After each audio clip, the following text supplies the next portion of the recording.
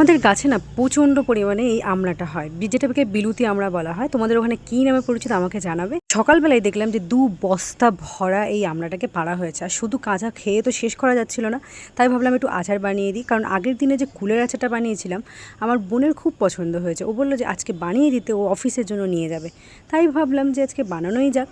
প্রথমেই আমি আমড়াগুলো এরকম স্লাইস করে কেটে নিয়ে ভালো করে সিদ্ধ করে নিলাম। তারপরে চিনিটাকে ভালো করে দিয়ে এখানে 1.5 বাটি চিনি ইউজ করেছি, যেটাকে ভালো করে আমি গলিয়ে নিলাম। স্প্যাচুলার সাহায্যে ভালো করে নাড়ছিলাম যাতে পুড়ে না যায়। আমরা কিন্তু পুরোপুরি ক্যারামেল করবো না, যেমন আমরা আগের ভিডিওতেও করেছিলাম ঠিক তেমনই। এই যে দেখো, চিনিটা একটু তার মতো দেখতে হবে, আর একটু হালকা কালার আসলেই কিন্তু এর মধ্যে আমরা সিদ্ধগুলো দিয়ে দেবো। যারা কুলের এখনও আচারের ভিডিওটা দেখোনি তারা এক্ষুনি গিয়ে ভিডিওটা দেখে নাও। চিনির সাথে আমড়াটাকে ভালো করে মিশিয়ে নেবো। এবার একটু আমরা সিদ্ধ করা যে জলটা আমি রেখে দিয়েছিলাম সেটা একটু এর মধ্যে দিয়ে দেবো, দিয়ে একটু ঢাকনা চাপা রেখে দেবো যাতে চিনি আর যে আমড়াটা আছে এটাকে ভালোভাবে মিক্স হয়ে যায়। এভাবেই কিন্তু আমাদের আগের ভিডিওতে আমি দেখিয়েছিলাম ঠিক তেমনই। আর মশলার ভিডিওটা কিন্তু আমার আগে থেকে দেওয়া রয়েছে, তোমরা যারা যারা মশলার ভিডিও চাও কুলের আচারে গিয়ে দেখে আসতে পারো। মশলাটা আমি 1 চামচ থেকে 1.5 চামচ এখানে ইউজ করছি, যতটা পরিমাণে এখানে লাগবে ততটা পরিমাণে দিয়েছি।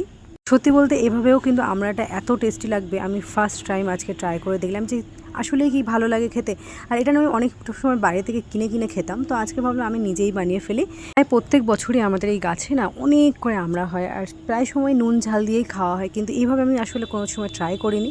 আজকে ট্রাই করে দেখলাম অনেক বেশি মজার হয়েছে। তোমরাও যদি বাজারে কিনতে পাওয়া যায় অবশ্যই বাড়িতে বানাবে, আর আমাকে ট্যাগ করবে, জানাবে কেমন হয়েছে। আর হ্যাঁ, সাবস্ক্রাইব করতে কিন্তু ভুলবে না।